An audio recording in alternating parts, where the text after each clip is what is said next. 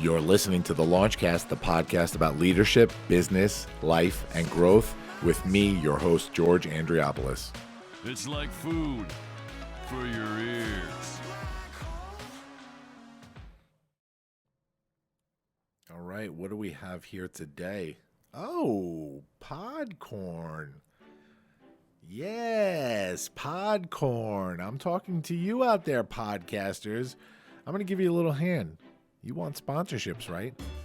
Yeah, you do.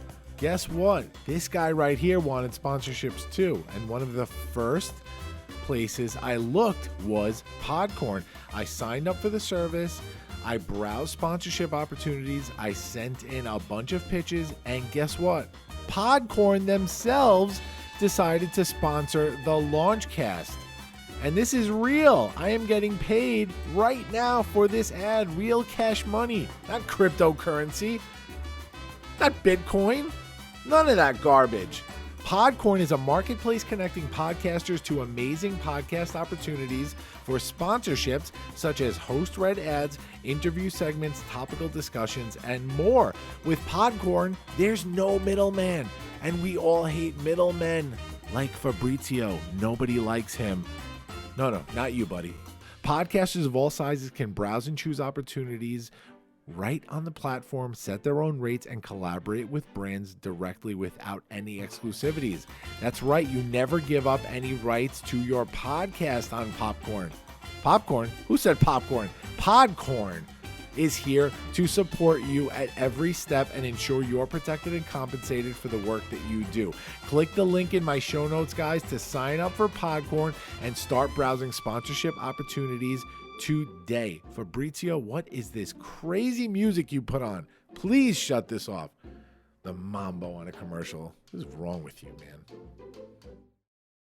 At this time, I'm going to ask that you fasten your seatbelts.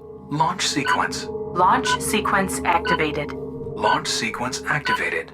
5, 4, 3, 2, 1.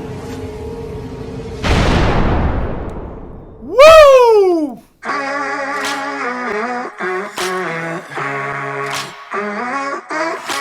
Hey, everybody. Welcome to the Launchcast. A storm is coming, but I'm prepared. I say it once, I say it again. I'll be gone for God, I love this music. Whew. Goosebumps. Episode 115. The hills are alive with Sounds Like Autism. You guys know that reference, right? It's the LaunchDad himself, George Andriopoulos, your favorite podcast host, bringing you your favorite podcast on the planet. And we are talking leadership, business, life, and growth as the beat drops. into the black hole. Who else has a podcast theme like that? Come on, guys. Jeez. Guys, thank you for joining me today on episode 115. We have two very special guests. Two guests today. Two for the price of one. We have my friends from Sounds Like Autism, Dave Thompson, Josh Mirsky. Hi. Oh, The living legends right here with us in studio. Thank you for joining me, guys. yeah, no problem. Thank you so much. It's a really nice studio you got here. Yeah, thanks, man. Yeah. I try. It puts ours to shame. I really, we should get this. This is. What did I tell you about comparing, man? Come on. Puts yours to shame. I mean, we should get this. You guys are doing some important stuff. Doesn't matter what your studio looks like. Doesn't matter what that studio looks like. Guys, this is going to be a good one today. I've been so excited about the potential of having Josh and Dave in studio to talk about what they are doing in the world. And I was lucky enough to meet them just about a year ago, maybe a little under a year ago. And we've gotten pretty tight since then, doing some cool things together. And so let me give you the intro on the boys here, and then we'll jump into it. So we'll start with Dave. Dave Thompson is an educator, an innovator with an insatiable desire to see the world continue to evolve and to be more inclusive of people labeled different. An advocate supporting neurodivergent people for 10 plus years, he brings unique insight into just how valuable, yet undervalued, deserving, and yet undeserved the neurodivergent community is. A neurodiverse individual himself, that is a new revelation. Dave is the director of workforce development for a leading nonprofit autism employer where he helps provide supported job opportunities to people with autism. His podcast, along with Josh, Sounds Like Autism, celebrates people's differences and promotes a more inclusive world for all different kinds of minds. That's Dave. Now, Josh, panning to Josh right now because I have the setup in this incredible studio, as Josh says. Josh Mirsky is an advocate, thinker, and change maker in the autism community. Diagnosed with autism at 13 years of age, Josh has overcome misdiagnoses, bullying, lack of proper services, unemployment, and relationship struggles and has emerged as a strong, vocal young man. Josh is a lead production assistant at Spectrum Designs Foundation, a self-taught artist, and has a passion for airplanes and world history. His overall goal is to spread awareness and understanding of autism and to lend a hand to those affected and their families at any chance he gets. Now, two more things I want to add. This guy right here to my right is also a speaker who dares, and that's coming up on March 24th. And I'm so excited to be front and center for that. It's a really special speaking event, actually from the executive producers of the former TEDx Lincoln Square. And he's going to do a really great talk where he's going to talk about his neurodiversity a little bit, right? Yeah, I am. Yeah. It's I'm not quite daring yet, but we'll see this March. Yeah, I think how you're daring I will be. I think you're daring by proxy at this point. Right? Yeah, I guess so. Yeah. And on top of that, these boys, they speak, right? They are public speakers, both of them. They're using this platform to create some change, to do some good. And Josh and Dave are both TEDx alumni. They are both TEDx speakers, having joined forces to do their very first TEDx talk at TEDx Farmingdale, the event that I executive produce. What an incredible talk you guys did there. Thank you. Yeah. I was so proud of what you guys did, and more so proud of the journey. And we're going to get into that in a little bit. So let's dive in. Ready? Yeah. You're not ready for this. You're not ready for this jelly. I'm going to ask you guys the question that I always ask, and I'm going to ask it as a group, and feel free, whoever wants to take it. Dave and Josh, are you guys leaders? Go ahead, Josh. Yes. And I've kind of evolved over that. When I first thought of leadership, I originally thought like what most people do when they're like around my age, like, oh, leadership's kind of like a boss where, you tell people what to do, you're in charge. But I've come to realize that's not the case. In fact, a leader is someone who says, oh, what can I do to help others and bring them up to their like level of excellence, and people will then naturally come to you. And I've seen that numerous times be the case. And again, it's because you go about things, how can I help you? How can I help you be the best you can be? And it comes from there. So that's how I view myself as a leader, someone who tries to help others reach their potential. Yeah, I love that answer, man. And knowing you now for this past year, it's insane to me how much that answer has evolved from what it probably would have been a year ago. And I'm not saying that in a negative way, like you were here and now you're here. It's not about that, but we learn every day, right? That's what leadership is about. We have to sort of take our experiences, take these different things that we experience, we learn from others, and really use them to grow as people, as leaders. Always be willing to learn. I mean, something is like, if you're the smartest person in the room, why are you in the room? Because then there's nothing for you to learn. So then you being there is pointless. You want to always have something to learn. Yeah, I love that, man. Time. Dave, what about you, bud? I knew you were going to ask this because I do listen to the best podcast, as you so eloquently introduced yourself in the beginning.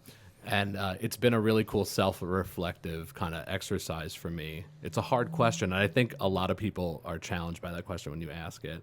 But I think with confidence at this point in my life, I can say absolutely, yeah, I'm a leader, whether it's a thought leader or quite literally, obviously I'm in a supervisory, managerial, directorial position professionally, and I don't think I would be at such a cool within such a cool space if I wasn't a leader. And being put on big stages and working alongside so many incredible people. I would say at this point I'm leading. Yeah, I love that. Tell me more about that. Tell me your definition of a leader. Well, depends what you're talking about, but I think that in my case, I'm curating and nurturing a team, whether it's professionally or a population or a group, whether it's nationally and internationally, alongside Josh, that is like-minded, motivated, and supportive of each other, and approaches everything from a place of positivity and a constructive place. And I think that, that's how leadership works for me, is to kind of lead from within and to just show people how I think the world should look.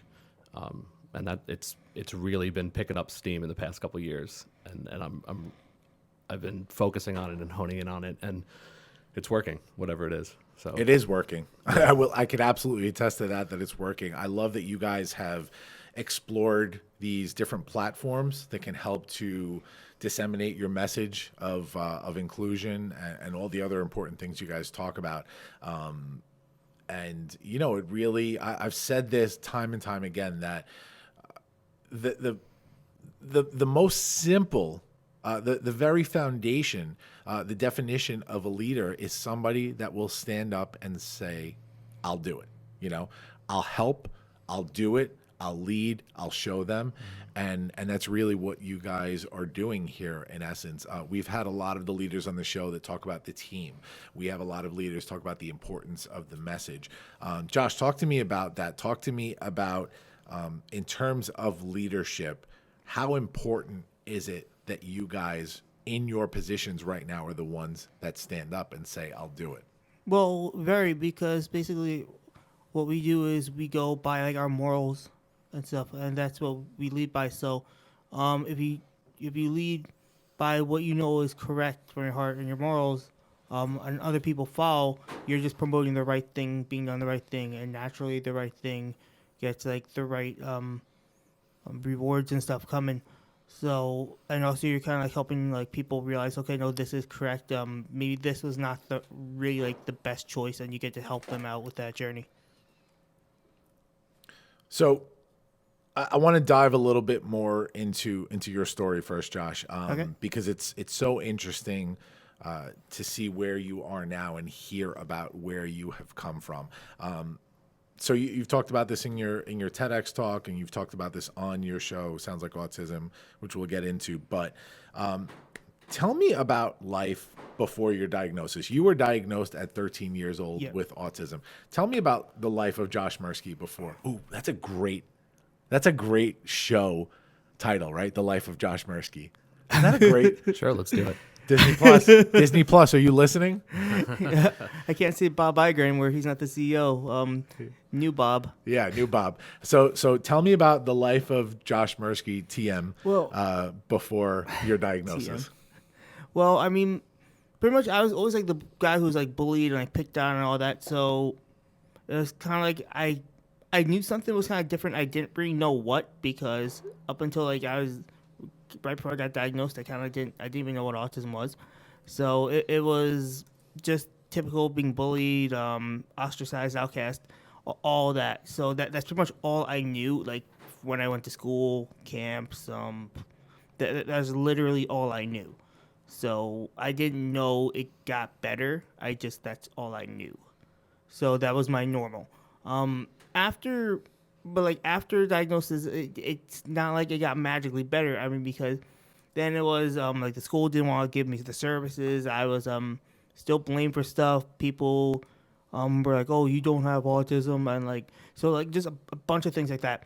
So it didn't really start getting better until like my later years, like entering like my adulthood, and really finding myself. That's when things started really getting better. But until then, it didn't really change. except, people were like, oh, okay, well, that's why he's doing that. But, yeah, realistically, I mean, people really didn't. That's also one of the main reasons why I find the work SLA so important, because I know as someone with autism, like, the realities of, like, when you're going through things that some people, they'll know and they won't care. Some people will try to, like, take that and, like, view it as a weakness and, like, and use it against you. But that's why the community SLA is building up is so important, because when you know you're not the only one, it gives you, like, an inner strength, saying, okay, I'm not the only one. And then you see, like, so far, like, followers-wise, we have, like, over 5,300.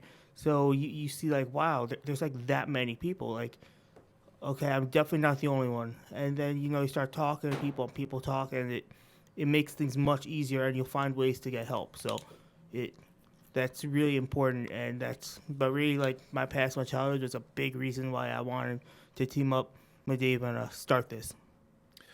Yeah, so all of that is so phenomenal. And I think you're really speaking to the fact of what you've learned now and looking back. Talk to me more specifically. Talk to me about Josh's family during that time and how you felt specifically before you were diagnosed on a personal level with, the struggles that you were going through.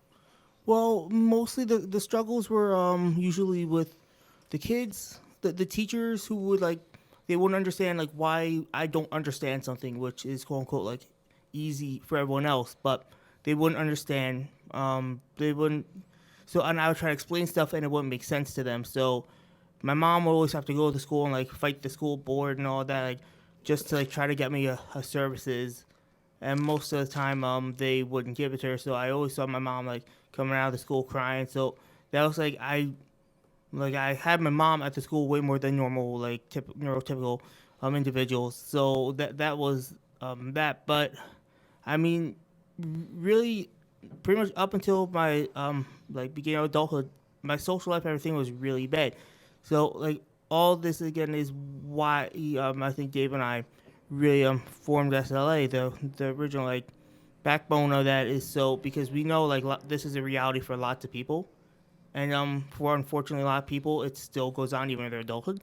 So if we could give them an outlet for them, it's so important.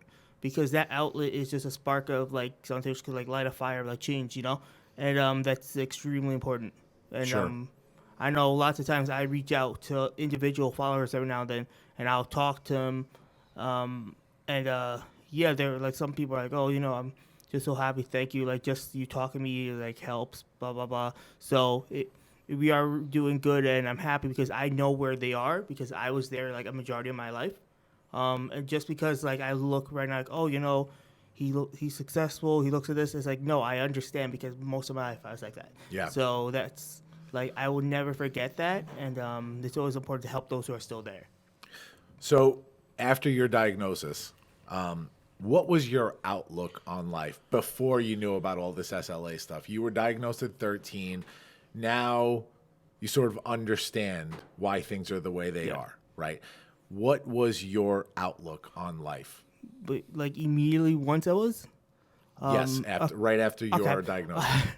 Well, so the only things I knew about autism were, like, its communication disorder, but also, like, that was it. So I thought basically I was gonna be a mute. I thought that, like, and then, because remember, I'm 13, so, like, I'm giving you the raw, honest truth here. Mm-hmm. Like, I thought that, like, intellectually, like, I was gonna, like, just start going down, down, down, because I, again, didn't know anything about it. So it was a lot, like, because there's a lot when you first get diagnosed with something. There's a lot which you kind of take in, like, okay, this is why this is kind of reality now. Now you kind of want to learn about why you've done certain things. So it's a lot to take in. So I began that journey, and really looking back, honestly, like, again, up until, like, kind of recently, like, I kind of just figured it out, like, because doing also through SLA, like, I talk to lots of people, and they tell me things about themselves, but mentally I'm like, oh, that makes lots of sense. That's, like, exactly what I did. So it's constantly a learning thing, but I think I just kind of recently, within, like, the founding of SLA, figured out a lot about myself that I had no idea was there. Yeah. And that really speaks to a lot, right, in terms of the problems of inclusion, right? Because now you were a newly diagnosed autistic individual, and you had some predetermined stereotypes about this. You had certain stigmas that you associated with autism before you fully accepted that you were a member of that community. Yeah. And that gave you a really negative outlook on life, right? Yes. So it's so, to me, it's amazing how you went through the self-discovery mission all, throughout all these years, which wasn't really a mission. It was just you living your life. And you sort of realized as you were experiencing these things, as you tried to succeed as an individual, that, you know what, those are just stigmas. I can get past these things. I can succeed more than what this diagnosis is, right? This diagnosis is not a life sentence. Yeah, that's also why, like, I always say, like stigma buster and all those things, because, like, when I say I hate stigmas, like, I'm not kidding. I literally hate stigmas, and one of the main reasons is because back when, like, I first got diagnosed, like, it was because of stigmas and lack of information that I thought that. So I know how a stigma and lack of information can really make a person think a certain way. So that's why when I say, oh, we hate stigmas at SLA is gonna, we're fighting stigmas. That's the reason why I say it. It's because I know it. I've been on the other side of the fence. Now I'm here. I know what the other side of the fence it looks like from there, and I want to get rid of the other side of the fence. Yeah. So and I know the best way to do it is the way we're doing it. We need to stay true to our course, and just anyone else who's out there doing inclusion, help, and all those, stay true to your course, and, like, as like a unit, we will do it. Before you were enlightened in terms of what autism was about and really dealt with life as an autistic individual, what was your outlook on your future? What did 13 or 15-year-old Josh Mirsky think his future was going to look like? Well, I mean, at 13, at that age, I was going through so much, like, the bullying and stuff. There's no time for me to even, like, think of it. But as I started thinking it, I really didn't know. I mean, up until, like, I started, like, teaching myself how to, like, publicly speak by watching, like, politicians and stuff on YouTube. I'm, like, memorizing certain things, which they do. I really didn't have any hopes. But it was around that point, like, in high school, where I started, like, to really, since I didn't have friends, like, to memorize, like, different things. Like, I realized maybe I think I got this. And then I saw, like, my writings were, like, I think at a history class or something, we had to write on some report. I remember, like, the way it came out. It was like sound like a professional speaker, and I kind of knew that was in me. But yeah, up until then, really, there's really no hopes. There's no grand aspirations. Because again, when you're being, like, bullied and made to feel like basically dirt, like, again, day after day after day, you're not, like, going home like thinking, I'm gonna be an astronaut. Like, there's none of that. It's just like you're trying to just get through each day, and that's horrible because so many people, like, their aspirations get crushed because they go through that. So again, just having the ability to, like, reach out to masses and, like, say, hey, you're not alone, like, all that. I know from firsthand account how important that is, because just knowing that really, like, I mean, again. I know, like, people don't want to talk about it, but, like, the suicide rate and stuff, like, if you do that, you don't know, like, maybe that person is like, oh, my life stinks, I don't want to go on. But by having us, like, reach our hand out, you will never know. But that could stop someone and say, hey, you know what, someone's like me, it's worth staying here. And you'll never know that. So that's why what we do, I think, is extremely important. Tell me the story about the girl in high school, what she said to you, but without the punchline from the TED Talk. Yeah, so, all right, so pretty much I was in, I believe it was earth science, and I was sitting, I think, the first row or something, and I think I got a good grade, so I was, like, happy and had my paper on the desk, and this girl walks on from me, and she says something along the lines like, Josh, one day I'm gonna be a famous movie star, and you're gonna be like some homeless guy living in a box, and generally I am very thankful for that moment. At the moment, back then, it really hurt, but I used to kind of as a challenge a lot to myself to never give up, because the thing is, like, let's say I'm having a bad day at work, for example, right? If I slack off on my quality of work and stuff, who am I proving right? Her, because that's the path of eventually end up homeless, right? Because, you know, you do bad, you lose your job, then boom, you're homeless. Or you continue to do good and you succeed. So whenever, like, I'm really, like, down stuff, like, I use myself, like, I do not want that to be right, what that person said. So I turn that negative into a positive. I use that as, like, a way to, like, motivate myself by a fact. If I screw up and then keep on screwing up and keep on screwing up, it's only going to make her right at the end. Or I can do what I know I could do, and, I mean, eventually, like, you know, do so well. I mean, it just makes what she says a laughing joke. And, I mean, so far I've made it into a laughing joke. And I want to continue to do that, and I know I will.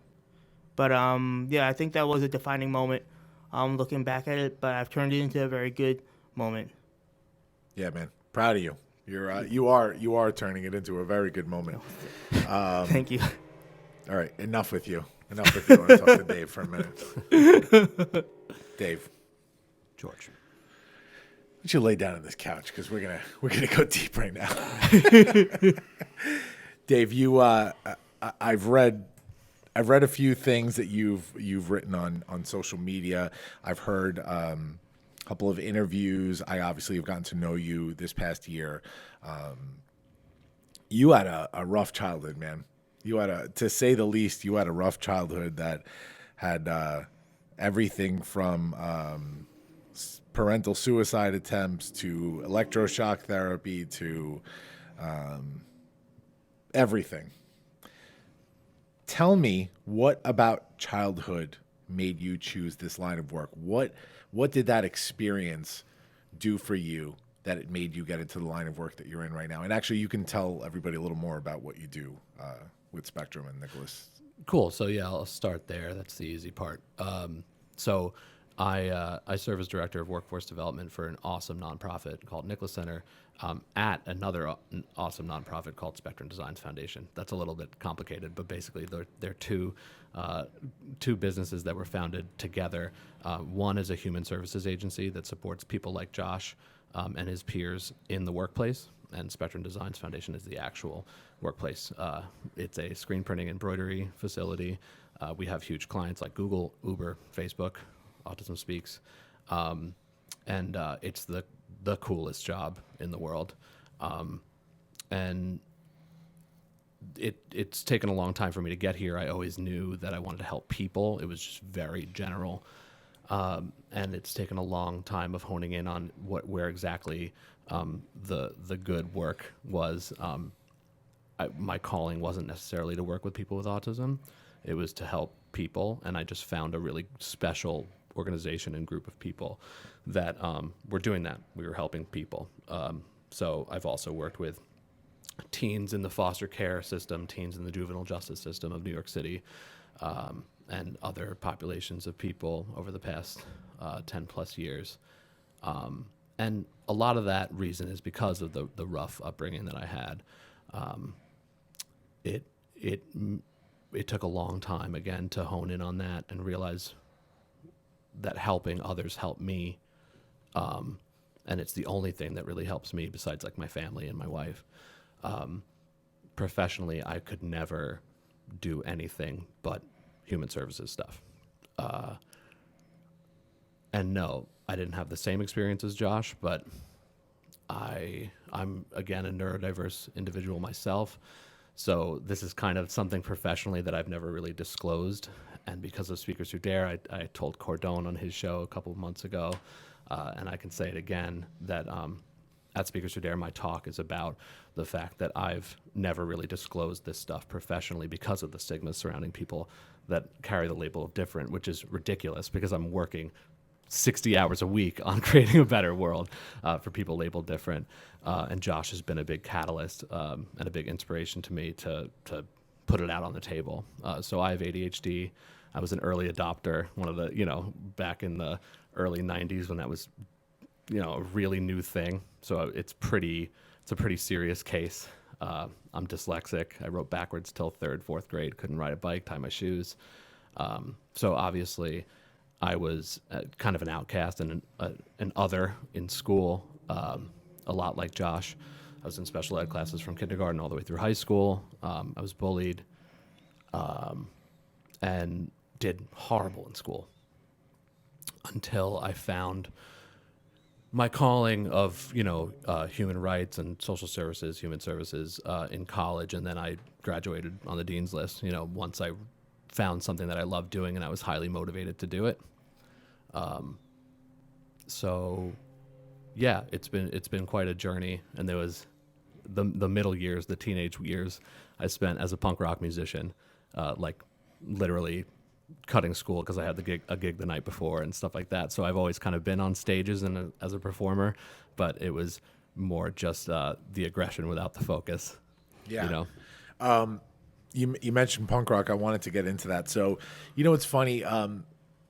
I've interviewed quite a few leaders on this show, and I really try and surround myself by like-minded people that are leaders and really try and create change. And I'm so interested in the genesis of that leadership and how it came about with everybody. And so we talk a lot about a few things on this show. One thing is spark moments. We'll get into that later. Those moments in life that were the pivotal moments that really set you down a path, whether it was good or bad in life. And then there's balance, right? I talk about the balance phenomenon a lot. It's this thing where everything starts coming together in order to help you fire on all cylinders. And so you having these experiences in your childhood and adolescence, and growing into the person that you are today, you went down quite a few different roads. And one thing that I heard in that Cordone interview with you was specifically the defiance of that punk rock persona, right? Wearing dresses to school, just to say you wore a dress to school, right? Because nobody wanted you to wear one. And it's interesting when we look back to see, to look at the things that made us, whether it's music, whatever kind of influences you had. Talk to me about how punk rock helped to balance you and helped to define you in a time of a really tumultuous time. Yeah. It was, I scored goals for the wrong team in every sport I ever tried. I just naturally didn't gravitate towards like the schooly stuff, whether it was academics or extracurriculars. So I was kind of probably actively excluded from that. So I kind of found an island of misfits toys, as Mark would say, a group of the others, of the, whatever you want to call them, society's rejects or whatever. And what's funny is like, judging by the way I look and stuff, I could have been a football player. Judging by, I am a white, straight, meat-eating male, but I deliberately kind of othered myself, is how I would say it, because I didn't identify with those people, not with the things they were up to. Like, I wish I was good at sports. I wish I did good at school, and I wish I got along with everybody. But during that time, I didn't get the kind of support that I needed with all my challenges at home. And I needed an empathetic, loyal group of people that would just support me no matter what. And we all had our stuff, whether we were in special ed classes or we had a thing at home or both, like me. The skateboarders, the punk rockers, the freaks, the goths, we all stuck together. So, I went to a really big school district, so there was probably about 40 of us that I would consider just like family, and it was that deliberate, well, yeah, sure, you guys won't let me in this group, then fine, I'm very happy with this one, and I'll embrace that. That switch for me was huge, and it was very energizing, despite the lack of focus of where that energy was going, because I had something to love and a group of people that loved me and supported me. And it was some of the even though it was only for 5-6 years that I was like out constantly playing gigs at shows in mosh pits, breaking bones, doing that stuff. It was a really huge moment in my life. Yeah. I want to hear about where that where that all came together. What I mean by that is, well, let me tell you something I admire about you. First of all, I admire the fact that you are you, that you can be Dave in the position that you're in. We're going to talk about how punk rock and your work, your mission sort of came together to form the person that is Dave Thompson now. But I want to explain a little bit to the audience why I want to address this. There was a very specific time doing what I do where I made the decision where I just want to be who I am. I want to be George. I don't want to conform to what other people think a CEO has to look like, or a thought leader has to look like, or a public speaker has to look like. I want to get out there. If I'm on a stage, I want to wear what I want to wear. If I feel like wearing a suit, then I want to wear a suit. If I feel like wearing a button-down blazer, then I want to wear one. But if I feel like just wearing a t-shirt and ripped jeans, that's what I want to wear at this. I have tattoos underneath this. I still, to this day, don't really feel too comfortable taking them out in a professional setting. And that's me. That's my thing. And so when I see somebody like you, who's proud to be who he is, who has a job that there could be another person in the world that does your job for another organization that wears a suit and tie to work every day. But you know what? You couldn't do what you do. You couldn't help the people that you help if you weren't an authentic leader under there. Talk to me about when you realized that you could do what you do for a living and you could still be Dave at the same time. It's a really good question. It's the only kind we have here. Oh, wow. Look at that. Josh, so on the show, we got to start doing good questions like George. Mental let me note. Hang on. Let me write that down. Mental note, do good questions. Right. Again, knew I wanted to help people, ended up in college, doing really well in college, came out, this young idealist ready to tackle whoever. I was on Indeed applying for, caseworker positions, working with people with HIV, AIDS, homeless people, like just people, underserved communities is who I wanted to work with. And I wasn't getting anything back because I really didn't have that like kind of internship experience, volunteer experience, because again, until like towards the end of college when I started really killing it, I really wasn't, you could call it a slacker, but it's also due to a lot of my, my brainial challenges that I was struggling, and it all started coming together, and I was ready. I wasn't getting anything, so I started where you always have to start, which is at the bottom, as a direct support worker in group homes in New York City with those teens caught up in the gang affiliated teens, and a plain white tee, jeans, and a fitted Yankee hat. That was the uniform. Like that was actually to fit in with everybody else and get some respect, because I was by far the youngest. I was not only the only worker in the group home that wasn't a parent, I was the only one that wasn't a grandparent. So I was with all these like retired cops or off-duty corrections officers working with these, hardened teenagers who had seen more in 14 years than I had seen in 23. And so I started that way, and I didn't need to, I needed to impress people, but not in the way that you would think, like suit and tie impress people. And then I started to realize, I was like looking into my master's and stuff, and I started to realize like, I'm not trying to wear a suit and tie to work. Like, that's just not me. I like dressing up, but for me, like when I want to, this is me. Tattooed, backwards hat, Dave is the authentic Dave, and I'm not good at doing what I do unless I'm me. I'm not a good actor. That's what I always tell Josh. He's not a good actor. That's not a bad thing.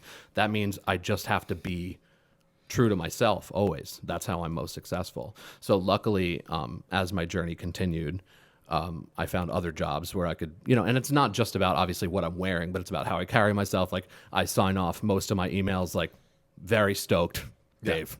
Yeah. You know what I mean? Like it's just, that's me. That's who I am. And I wouldn't be good at it if I had to be so much more buttoned up, literally and proverbially. But then I found the company I'm at now, and I took a pay cut to get in there because they were doing the real good work, like I said. And I started actually as a job coach working on the floor with guys like Josh and his friends. in a button-down shirt because I was like, I'm very motivated to do, and I'm working in like a dirty, inky screen printing factory in like a dress shirt and Dockers for the first time in my life. Yeah.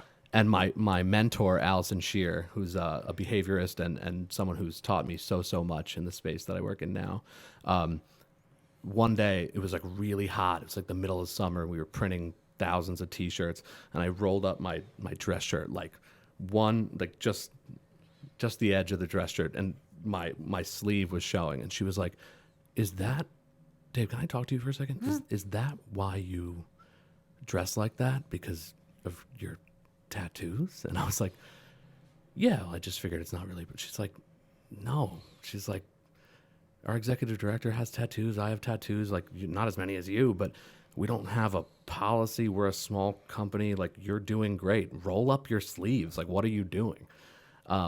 And I slowly started like rolling them up more every day that summer during this like heat wave. And I realized like I'm being me in this position. Yeah. And now, I'm supervising 30 something staff, a ton of individuals on the autism spectrum as well.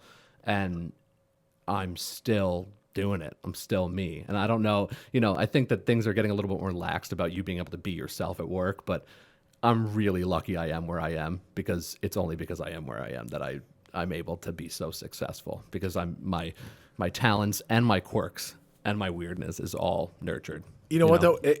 It's a great point that you say that it's because of where you are that you're so successful. It's half true. You're so successful in what you do because of who you are. So I don't want to take anything away from you there when we say that. But also a lot of credit goes to Spectrum Design for having that kind of culture.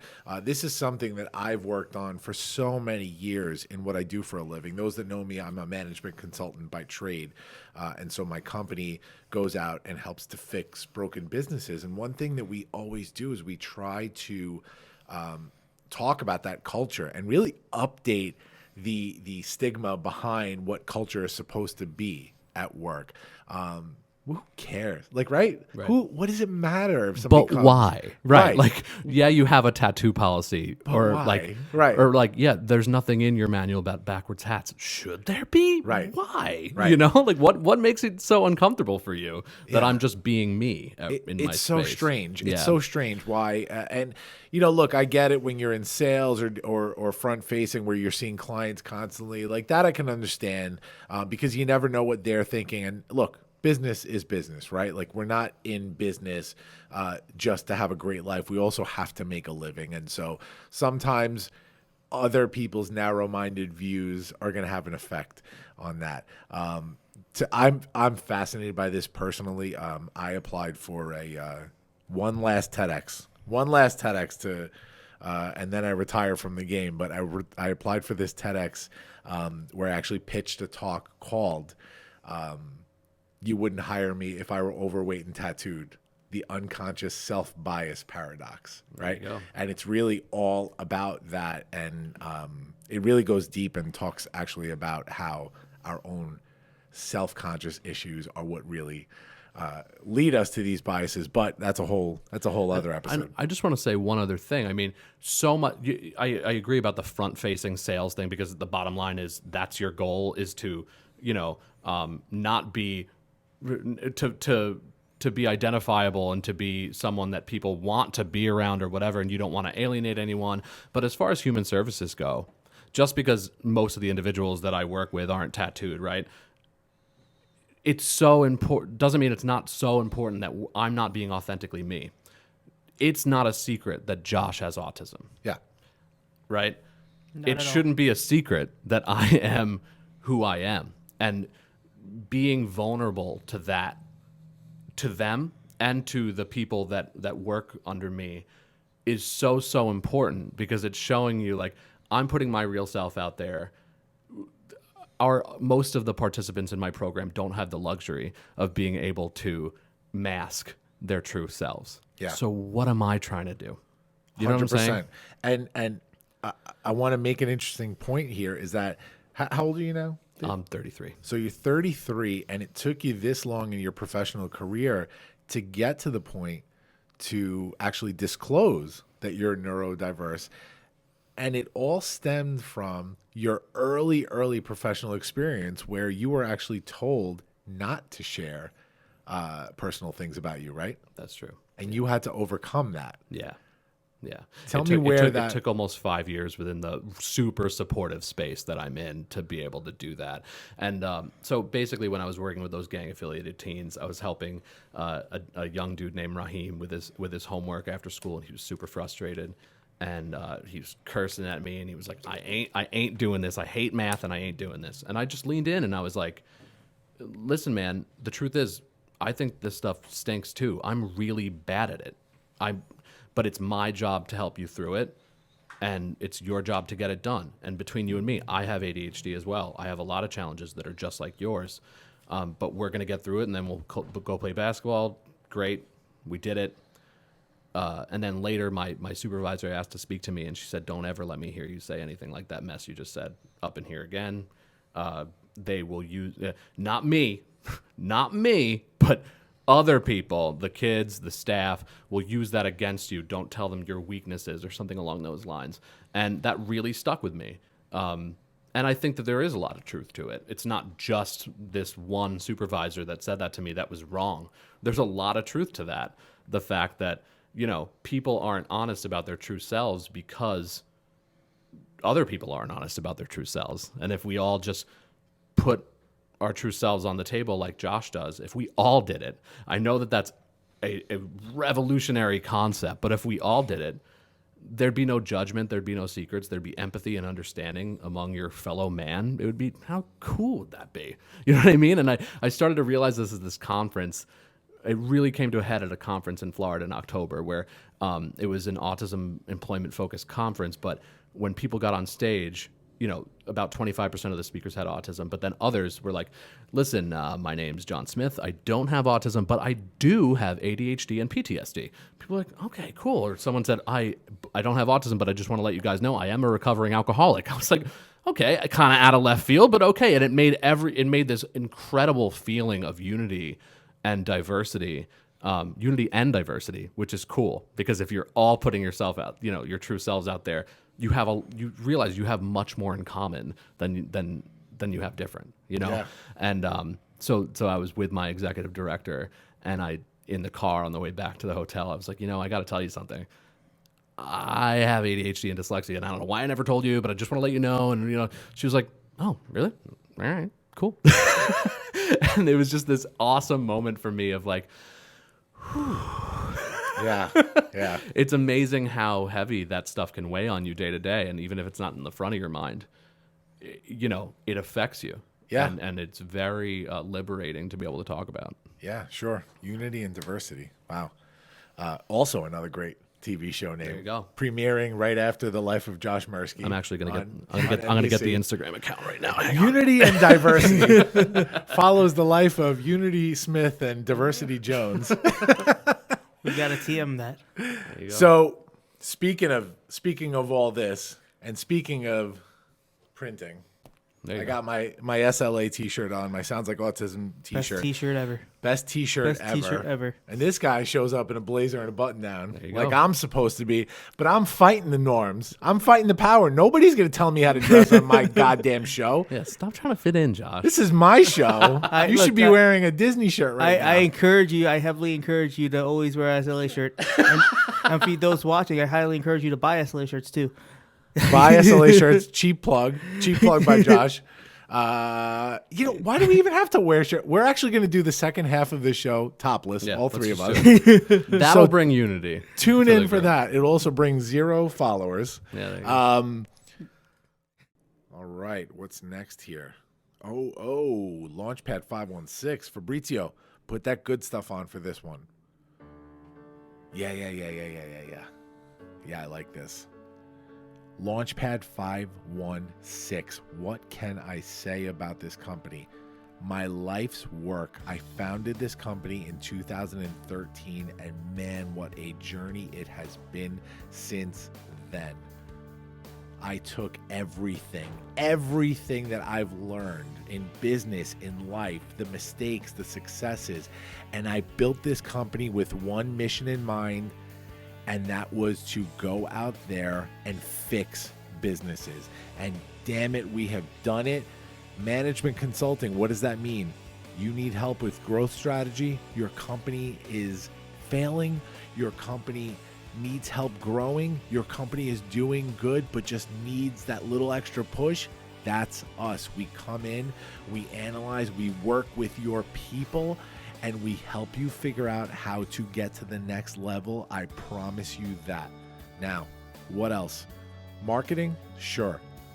Media Convergence, the marketing agency within Launchpad 516. We have Fortune 500 clients, and we do it all. Web design and web development, social media marketing, email marketing, SEO, pay-per-click, video and graphic production, all of it. Public relations? Yeah. We are a creative marketing agency, and we get your brand out there, plain and simple. Welcome to creativity is our slogan, and we mean it. Now, what else? Coaching? Sure. We've been coaching for years. You just didn't know it. We've been coaching CEOs, COOs, C-level executives under our consults for years, but now with the leadership experience, we're taking it to the streets, and we are coaching one-on-one with individuals like you. You need help with personal growth. You need help with career growth. You need help finding your leadership and changing the world. That's that. The leadership experience will do that for you. And all of this, it's under the umbrella of Launchpad 516. So visit us at launchpad516.com, Launchpad and the numbers 516.com. Check out the link in our show notes. Let's change the world together, guys. Fabrizio, great choice on the music, buddy. So I want to get into the story of how Dave and Josh met and how this whole deal, this SLA deal, wearing the proud shirt right now, came about. So Josh, talk to me about it. We talked before about your outlook on life after your diagnosis and what you thought was going to happen. And then you got a job at Spectrum Design. Yeah. So tell me about it. So pretty much, I met Dave on my tour of Spectrum.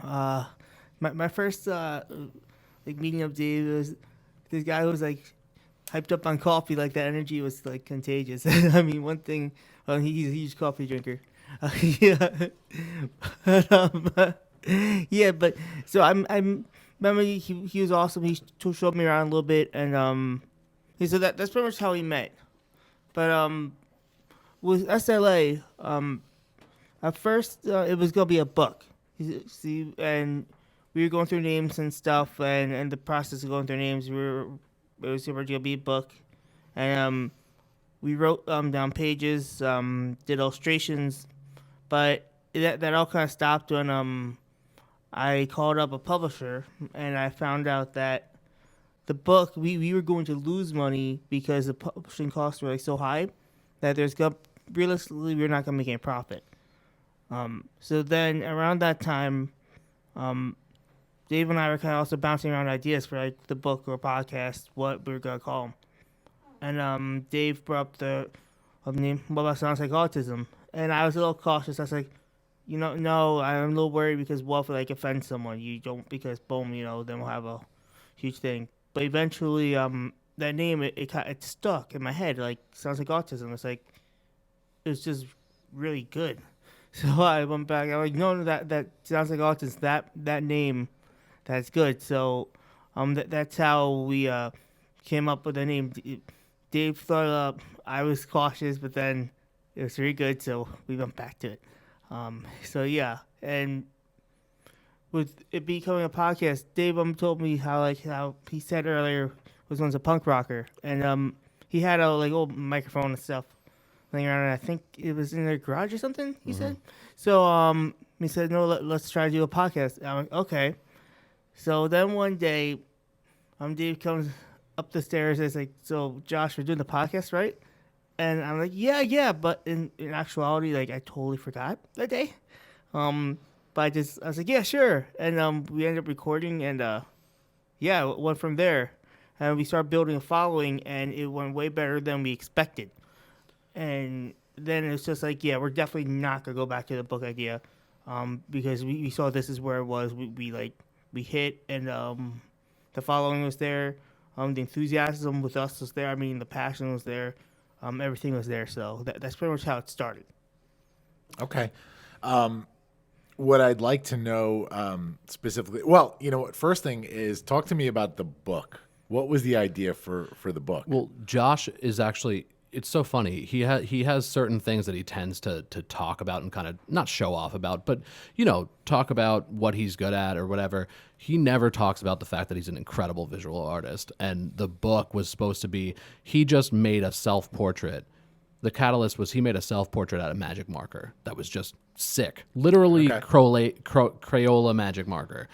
And the book was going to be him, self-portraits of him growing up, like on the playground, on whatever. And just it kind of the whole idea is, you know, that it gets better.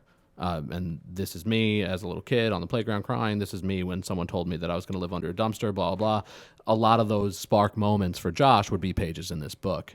And the word sounds like, the term sounds like autism. Josh was nervous because of like the stigma and like, oh, are you making fun of what autism sounds like? But really it was more like, you know, what does autism sound like to you? Like, oh, my cousin, you know, he's 4 years old and he's still not speaking. Oh, sounds like autism. Or what about talent? Sounds like autism. You know, TEDx speaker sounds like autism. Advocacy sounds like autism. So we were talking about flipping the script on that kind of what autism sounds like to you. And that's where the book title came from. And then once we looked into like even self-publishing was just like ridiculous. And we weren't trying to make a profit, but we were trying to not spend money on something that we worked so hard on also. So yeah, the idea of just like, he was like, what's a podcast? I was like, well, it's free. And, you know, Sold. and that's how it started. Yeah, I love that story. You just talked about that in your most recent episode with Megan Carranza, right? Yeah. Yeah, it's a great story. Josh, tell me about so you guys decided to do this as a podcast, right? But I think when you do something like this, there's always that benevolent agenda. There's that greater mission here. What were your thoughts on what the goal of SLA was going to be off the bat? Well, the goal was going to be the same goal as if it was a book. It was like this, the founding goal was to help all the little Josh and Joshettes out there. And yeah, Joshettes, like, I mean, oh my God, please don't ever use that again. yeah, I picture like an Alvin and the Chipmunks kind of thing. Honestly, that's what I was just thinking. Yeah, It's like the Joshettes, Josh like and the Joshettes. I like That's that. like a 50s band. Go ahead. It's a doo-wop band. Oh, jeez. I can see that in my head now.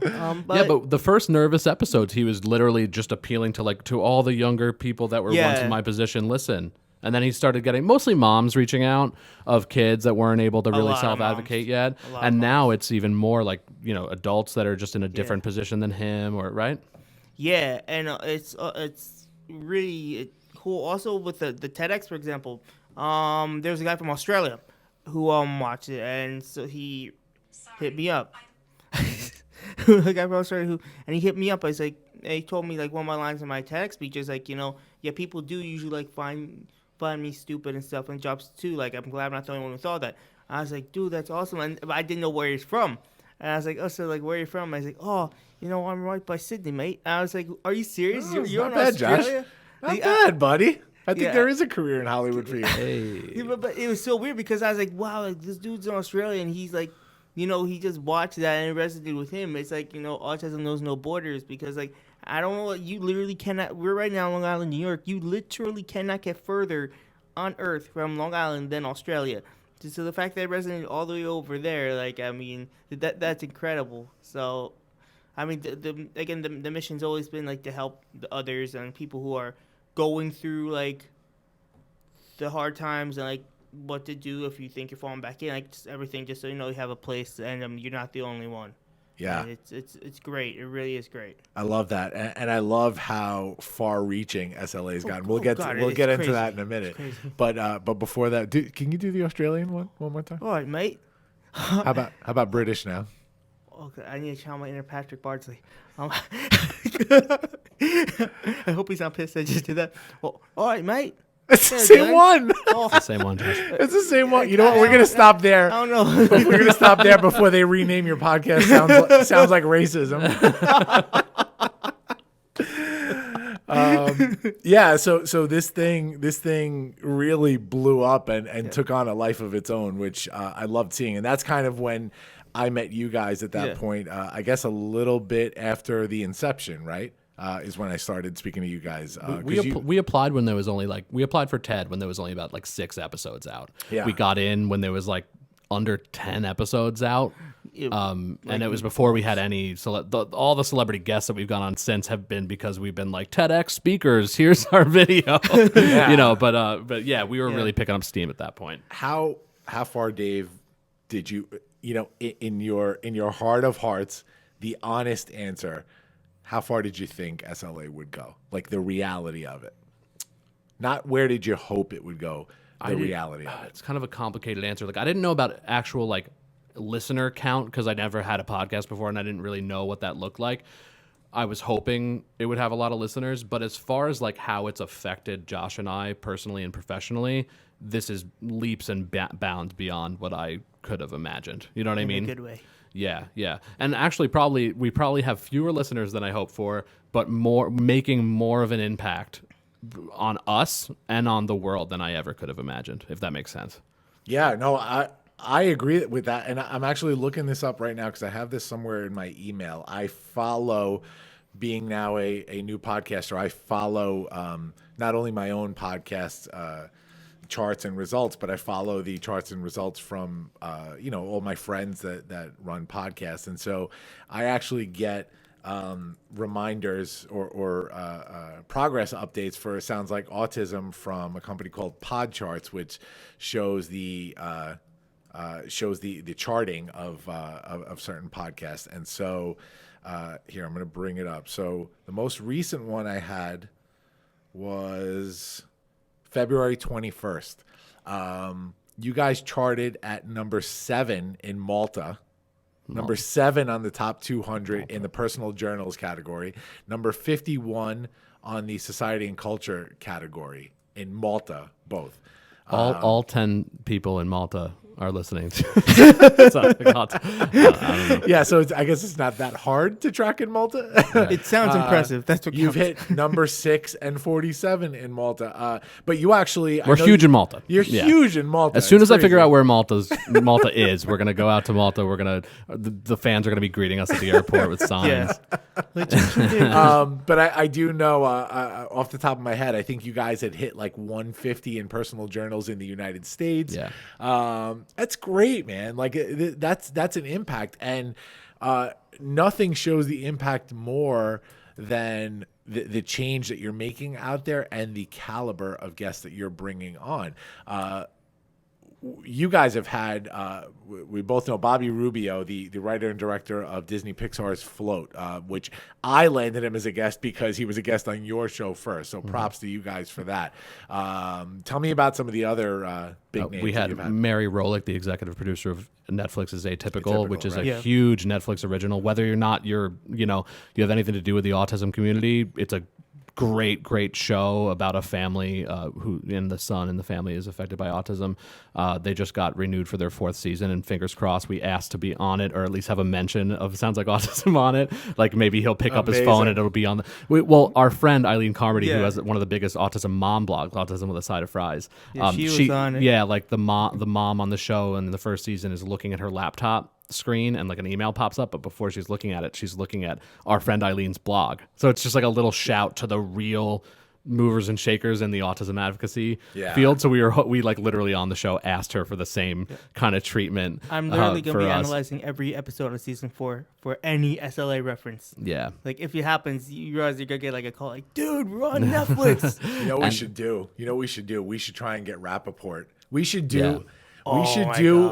So I've had this idea before. I talked to Cordone about this. Awesome. I've talked to Cordone about this with the Golden Mike. We should do a crossover episode. We should do a joint SLA and Launchcast, and maybe we'll bring Cordone in for a Golden Mike episode. For sure. Let's try and get Rappaport on here. He's so killer. Rappaport is I a love nut. that He's guy. an amazing actor. Amazing actor. I've been watching him since the beginning of his career, but he's also Funny. he's funny as a nut job. He's one of my favorite guests on the Stern Show. Everybody here knows that I'm Howard Stern is my communications hero, but he's one of my favorite guests on there. I was just listening to him this morning, having a whole thing with the Whack Pack on there. So we should definitely try and get him on for sure. Yeah. For sure. You had some more. Tell me some more. Haley Moss has become a really good friend, but she was making headlines on everything. Good Morning Right. America and CNN and everywhere for her work in advocacy. She's the first she's a self advocate. She's on the autism spectrum, and she just became a lawyer in Florida. She's a brilliant mind and a great advocate, and she's become a good friend. But we got her on like episode 4 or something when she was brand new, just so viral, and that was huge for us.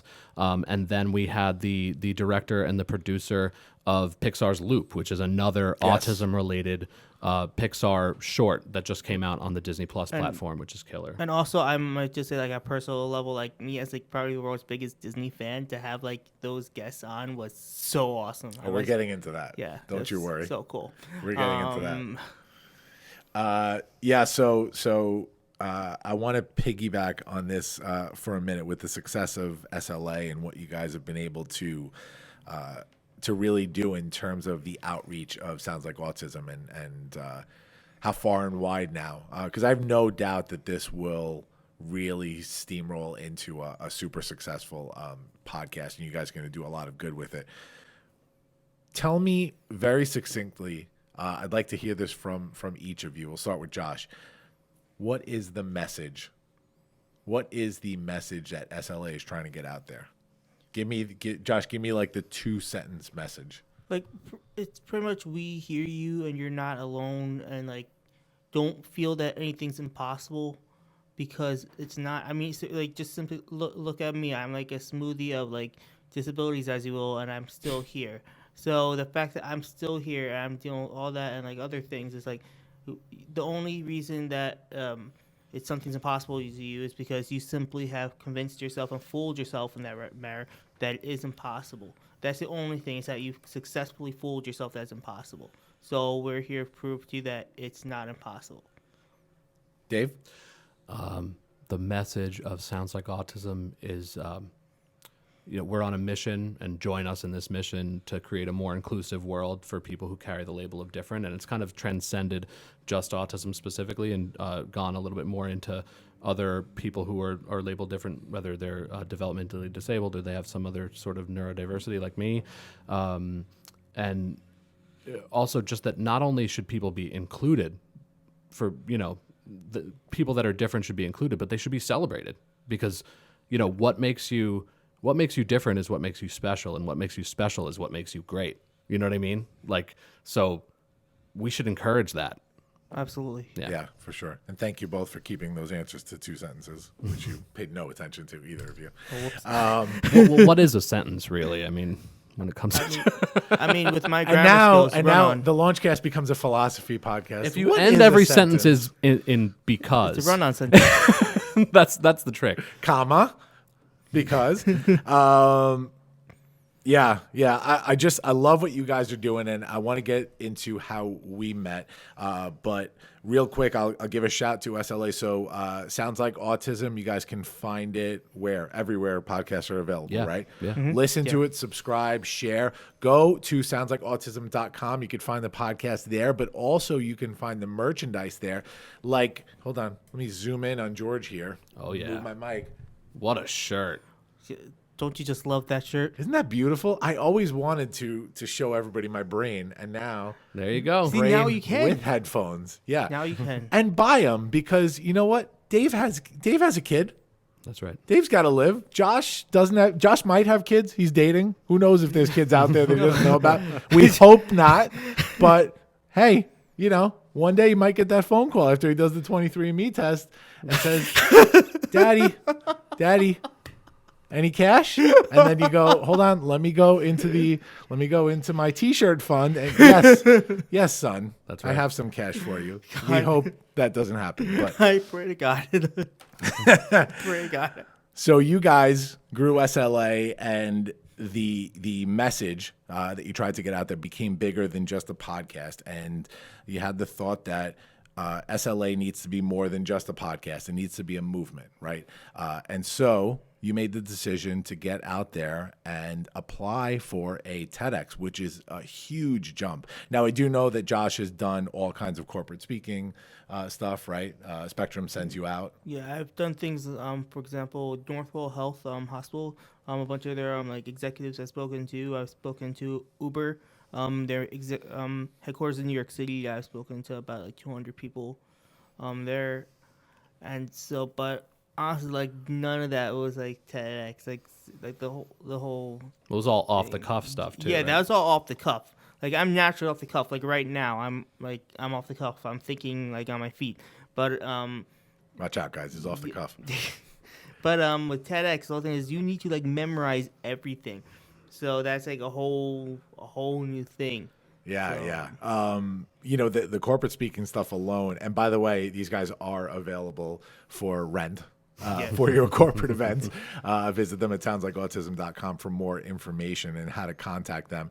Northwell, you mentioned before, for those that are outside of New York State, Northwell is the largest employer in New York State to hospital system. That's a really, really incredible system for the listeners that are not in New York, because we have listeners everywhere too, not just Malta. Yeah, but what are your Australia. Malta numbers like? Australia, Like, let's be honest. we have an Africa listener. I believe somebody on Mars listens to us as well. And so you guys applied for TEDx Farmingdale, of course, the event that I executive produce. And I saw your application, and it caught my eye immediately. It was probably the first application that once I saw the video and was able to qualify you guys and know, like, okay, they can speak English and they're coherent people that can actually get a message out. You were probably the first decision that I, in my head, made where I was like, yeah, thumbs up. You were probably the first decision in my head that I was like, yeah, no, this works. And it's for a number of reasons. One, it was an important topic surrounding fixing the world. You were a duo, which was different, which was really cool to me. And you checked a different box because a little known secret is that when a TEDx organizer curates an event, they don't want 500 self-help talks. They want to break it up. They want some environmental talks, a talk surrounding inclusiveness and autism. So it was different. It was unique. And so I knew early on that we were going to choose you. And we went through the process. Of course, we chose you. And where I really started getting endeared to you guys was when I called Dave directly to tell him, because I did this thing where I had a video. I called everybody on a Zoom call to surprise them and get their reaction, and I created a reaction video. So Dave actually told Josh and videotaped him, and I'll never forget that reaction. I'm pretty sure he like dropped everything he was holding on the floor, and he was like, yes. Yeah. While he was working on some dangerous machine press. And it was great. And you guys were so fantastic throughout this event because you listened, you took my mentorship, of which I was really careful about it, right? I was trying to be very thoughtful, but I knew what you guys could pull off. Mm-hmm. And you listened, and down to your preparedness, number one, was so impressive. It led to the point where you were able to actually throw out your original talk and write a brand new one and still submit it earlier than most people got their drafts in. Yeah. And that second talk was the one. Needed no changes. It was incredible. You guys worked hard. You worked your asses off. You came here for all the rehearsals. You were part of the community, and you got on stage, and you really changed the world. I'm telling you, man, you guys had such a big effect, and I was proud to have you on my stage. I'm proud to call you guys friends. I'm proud to help mentor you guys whenever you need and be here for you guys. And when you stand up as a leader, and you do something that's as brave as that, you know, where you can stand up and say, I'll do it. I'll talk about neurodiversity up on a stage, as scary as it is, and as much work as we have to put in, I'll do it. That leads to situations that will help further that satisfaction. It will help make your life better. It'll help make other people's lives better. You've been introduced now to a community. You've been introduced to my community of like-minded people. You've had other opportunities because of that, and it's all good stuff. You know, so thank you first of all for standing up and doing that. The Big Talk Academy, our newest sponsor. Guys, you have a story to tell. You want to make an impact, and damn it, you are ready for more. I know all about this journey. You see yourself on that big stage, so what are you waiting for? I know you're ready to take that big stage, and you are probably freaking out about how to do it, but relax. The LaunchDad's about to tell you how to do it. And if I'm the LaunchDad, then this lady right here that I'm going to talk about has got to be the Big Talk Mama, because she has helped to bring to life more talks on big stages that you could possibly imagine. Award-winning director, speaker coach, and producer Trisha Brook, she founded the Big Talk Academy, and she founded it for you. This is a 12-week virtual certification program, and she's going to teach you how to identify your big idea, craft your big talk, and learn to pitch like a boss. She and the other members are going to support you along the way, and I know all about this community, guys. It's incredible, and they're going to help you realize your dream of becoming a sought-after speaker. In Trisha's community, you might be on the big stage by yourself, but you are never alone. Group calls twice a month. You can ask Trisha anything and get the support that you need to take things to the next level. Guys, the Big Talk Academy, it's waiting for you, and so are your big stages. Let's do it. So this led to a really cool year where you guys have been doing a bunch of stuff. You've had a bunch of incredible guests like we talked about on the podcast, and you're still growing, right? You guys are pushing for more speaking gigs, right? I know you guys are doing something later on this year, right? Yeah, we're going to Cali in September, right, Josh? Yeah, that's so cool. That's sick. Oh It's so cool for personal reasons for Josh too, because Josh's special interest, and everyone with autism has a special interest or obsession, but Josh is just plains, and he's never been to the West Coast. Yeah, so that's never. going to be so cool for Josh. We're going to Chico, California, to a big autism conference, right, Josh? Yeah. Yeah. But still, honestly, the biggest thing I'm excited about is, like, I've never been on, like, a long haul flight, or cross country, so that's what I'm excited about. I mean, to tell you the truth, I mean, yeah, the speaking's cool, but still. Sky's the limit, Josh. Sky's the limit. Mirsky. Yes, as we call him. Mirsky. Oh, I know all about it. Stop it. Yeah. Guys, talk to me about balance. I talked a little bit about this before, and I'm going to ask you a very specific question. And I know we want to be mindful of time here, but Dave first. I found true balance in my life when all of this came together, the personal life, the professional life, the benevolent mission, and a partner in life that got me and that supported me and allowed me to support her. Talk to me about what that's meant in your life with your wife, Priscilla. Yeah. I wouldn't be anywhere near where I am today without Priscilla just nurturing this energy in me. And I'm a workhorse, but it's very particular work. I was saying before that with the kind of challenges in my brain that I have, some trauma that's really affected the way I think, and my ADHD, dyslexia, etc., my coffee addiction, as Josh so eloquently pointed out. I'm good at stuff, but it's very particular stuff. Yeah. So you're like Liam Neeson in Taken. Yeah. And I will find my daughter. But she really, I hate to say like I'm an adult child or something, but like she really takes such good care of me and my family, and she's just such an incredible partner. She's, kind and beautiful and empathetic and understanding of all my hang-ups and my flaws. And I don't know where I'd be today without somebody in my corner that isn't blood related to me, that I met, that could kind of say, okay, I see you as you, and I accept it, and it's cool, and I choose you, and I'm going to keep choosing you every single day. I mean, that's been so critical to my development and to my well-being and in my life. Yeah. I love that. I Yeah. love that. Josh, you're a little younger than us, right? You're how old? I'm 26. So Josh he's still looking for the one. Ladies, I'm hell. gonna edit some good music in here, but we'll put the Bound Chicka Wow Wow music. Girl, little boys to men. Josh is still looking for the one, ladies. I'm gonna flash an 800 number on screen where you can call to apply for a date with Josh. No, Josh, I want to talk about balance with your family and the support that they've given you along this journey. I am fortunate enough to have chatted with your mom a few times, an incredible lady, your biggest you. fan, Yeah. right? Yeah. Talk to me about that.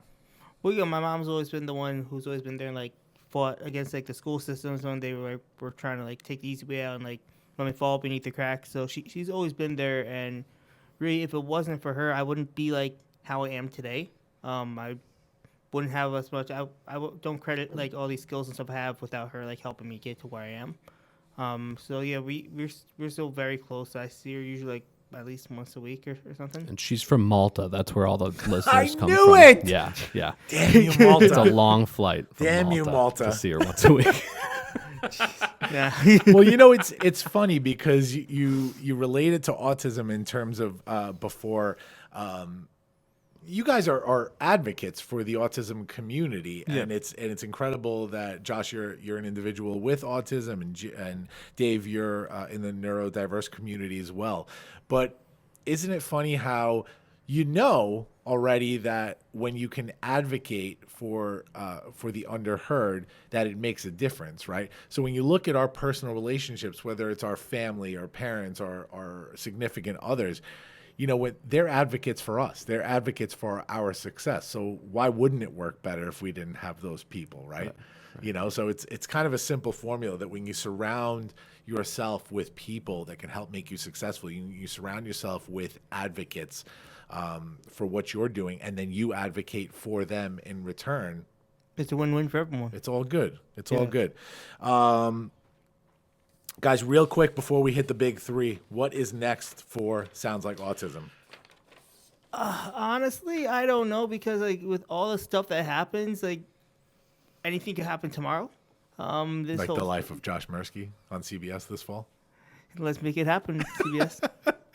But yeah, I mean, it's really, this whole thing's crazy. I mean, there's always like we'll get a new development or like we'll think of a new opportunity, or just like it's fast paced, and honestly, like I love it like that, because I'm someone who can't just be sitting still.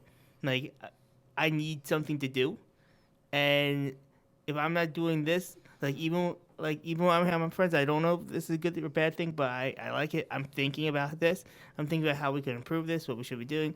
I mean, this is like this has become like kind of life almost, to like improve and just see like what we can do and do. So honestly, I don't know what's next. Yeah, well, I'll tell you, man, you're on a good path. I know you and I have had quite a few personal conversations about growth, and man, you're doing it. I'm proud of you, man. Thank you. And I everybody's appreciate proud that. of you. So, not something we need to talk about in public, but this is, we need to help each other. That's what this Definitely. is all about, right? That's what Dave, it's all about. what's next? I don't know. I mean, speaking of balance, right? We've been throwing a lot of stuff at a wall, but stuff sticks. Like we've been, when we shoot an email out there, there's a pretty good chance of getting some opportunities. We realized ever since TED, there's been a big upward trajectory. Mm-hmm. And, I don't know what's next, but I know we want to be careful, because I'd rather do the things that I'm doing at 100%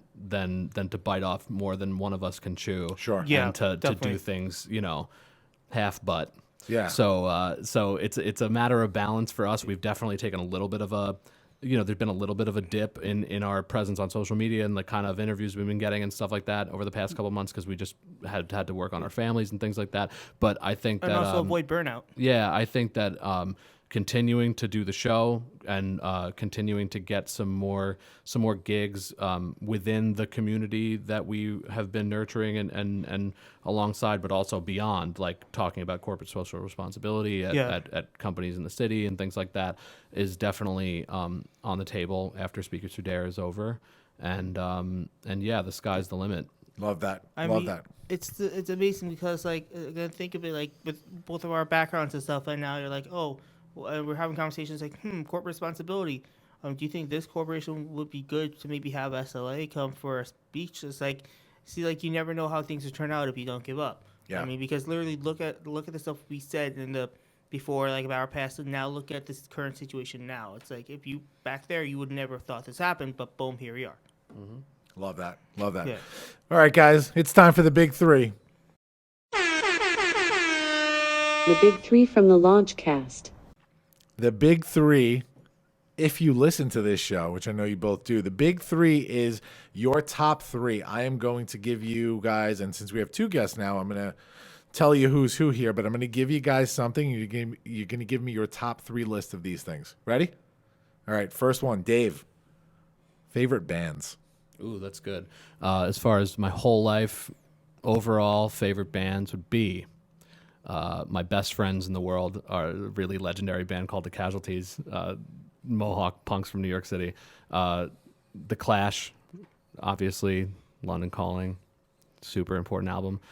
I'm going to go with, I'm going to throw a curveball at you. It's not all punk rock I listen to. I'm going to go with 9 Inch Nails was really pivotal for me growing up, and I still love it. It's great gym music. Oh, yeah, for sure. Josh, favorite movies. Anything on Disney Plus and Godzilla, those two. I'm such a kid. That's fine. 3 of them. Come on. 3 movies. And, So Godzilla is one of them? Godzilla, Star Wars, and that's all Star Wars except for 8. That was not good, and yeah, that's really bad. And jeez, what else? I don't know. All right, so you got 3 in there because technically you got Couple 7 Godzillas, plus couple- 2 plus 1, so you got like 10 movies in there. Yeah, We're yeah, not yeah. The math including works 8. itself count out. it. Will when they're back on Oh, and next time. Jaws also. Okay, there you Okay, go. so Josh got like 13 choices. Thanks, Josh. No problem. Thanks, Josh. Dave, top 3 failures. Ooh. Failures. That's really good.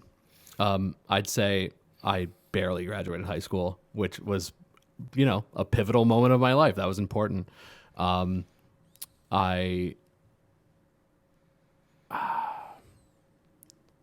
Let's see. I bit off more than I can chew a couple months ago, and I kind of had a little bit of a freak out. And if it wasn't for that, my marriage and my family life wouldn't be as where it is. My professional life wouldn't be where it is. So that was really important. And I didn't get a job. I was in between human services jobs, and I was burnt out from all of it. And this was like maybe almost 7 years ago, and I almost started working for Geico. Oh, yeah. And I didn't get it at the last minute, and that was probably the best thing that That's ever happened great. to me. That's great. I love that. Josh, rock bottom moments. Man. I mean, all those have to do when I was like mainly a kid and stuff with the social, but the social stuff. But professionally, I don't know. All of them are in like the kitchens, like yeah, definitely just like the work in the kitchens, because I mean, I think I stayed there longer than I should because they were just abusive, bad, toxic environments, and I should have gotten out earlier. But That's fine. We'll take that. Yeah, I don't 3 really think- kitchens. 3 kitchens. No. Actually, there were more Bullying than 3. moments. Yeah. There's Right. more than 3 Well, kitchens. actually. it's limited to 3. Yeah. So yeah. Yeah. Dave, favorite SLA moments. Getting the TED and that moment of like talking to you and then feeling so bad Josh wasn't there, and running downstairs to Josh with my iPhone and telling him not to curse. I'm going to film me saying something to him. Yeah. That hug, like that moment was really, really huge for us.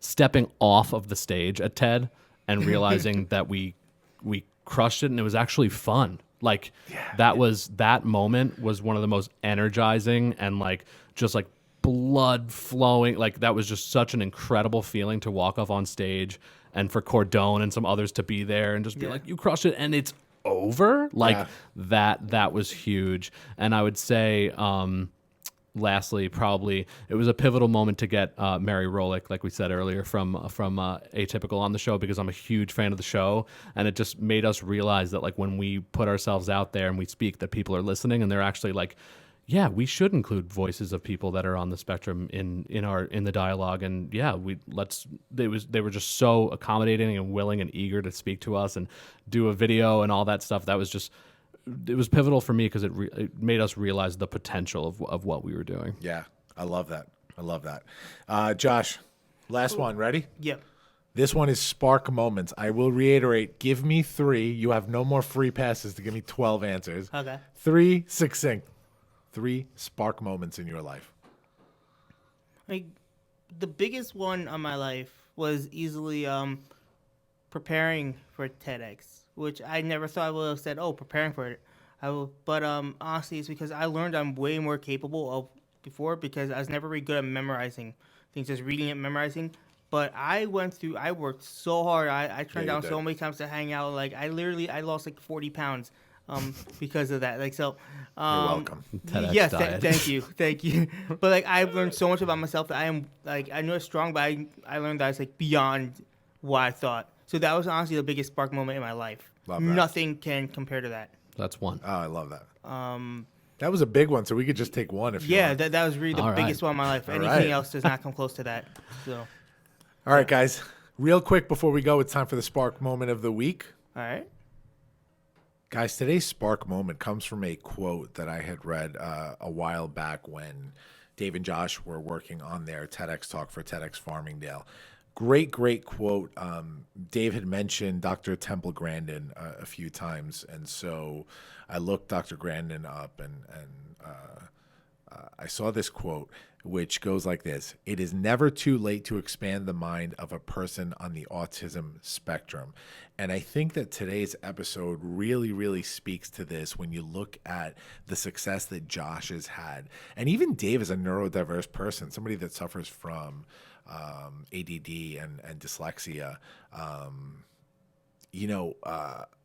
Josh, though, specifically, when he talked about his outlook on his life after his autism diagnosis at 13 years old, it was really bleak. And it really, like I mentioned before, it really shined a light on the type of stigma associated with autism. And so look what this guy has accomplished, right? It's crazy to see that once he allowed himself the permission to expand his mind and to do things that he never thought he could do, this guy's killing it. This guy's killing it. And so this is a quick one, guys. Great quote. Again, it is never too late to expand the mind of a person on the autism spectrum. Acceptance, inclusion will help that. Accepting that neurodiverse individuals have something to offer this world. When you look at the stigmas where people think somebody like that might be a burden, it's insane to me. It's insane to me because everybody has something to offer. And so if we expand these stigmas, if we expand our minds to be more inclusive, then we can help to expand the minds of people on the autism spectrum. And I think that's a good spark moment for today. We did it, kids. We did it. I want to thank Dave and Josh for being here today. Sounds like autism.com. Check them out. They are doing incredible stuff. You can check out their podcast. You can check out their merchandise.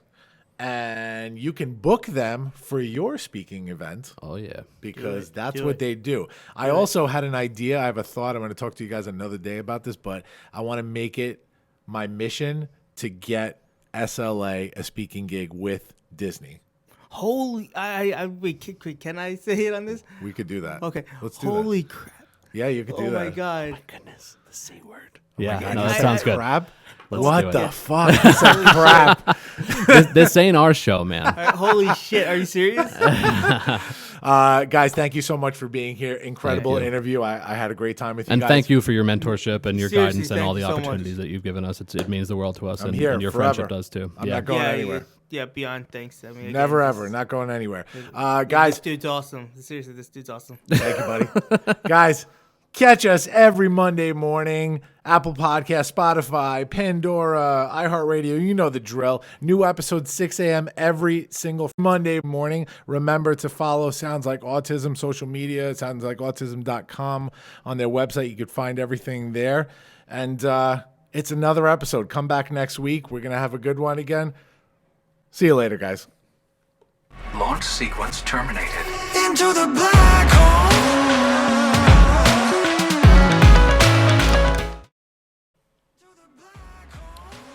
Thanks for listening to the Launchcast today. Please make sure to subscribe to this feed wherever podcasts are available. Follow me, George Andriopoulos, at Launchpad CEO on Facebook, Twitter, or Instagram. And make sure to visit our website, guys, thelaunchcast.com. Looking forward to the next episode. See you soon, guys.